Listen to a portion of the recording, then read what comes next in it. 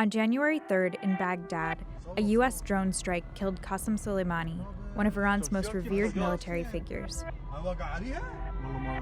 The backlash has been swift and far-reaching. Iran vowed to exact, quote, severe revenge on the United States. The response, for sure, will be military, and against military sites. Let me tell you one thing. Our leadership has officially announced that we've never been seeking war, and we will not be seeking war. It was America that has started the war. Therefore, they should accept appropriate reactions to their actions. And on January 5th, Iranian state television announced the country would no longer abide by any limits of the 2015 nuclear deal. Since President Trump pulled the United States out of the landmark agreement in 2018, America will not be held hostage to nuclear blackmail. Tensions between Iran and the United States have built steadily, but the targeting of Soleimani was a sudden escalation.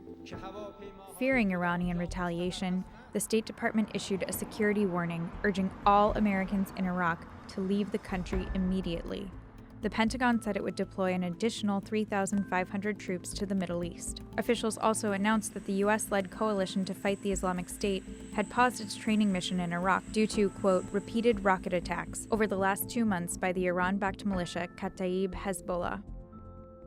On Twitter, President Trump said if Iran targeted any U.S. assets, the U.S. would hit 52 Iranian sites, including locations with cultural value. Because President Trump's threat on Iranian cultural centers or centers of interest to the Iranian culture would not be in accordance with international law. So which is it? I've been with President Trump through the entire strategic planning process related to our entire campaign. We will be bold in protecting American interests, and we'll do so in a way that's consistent with the rule of law.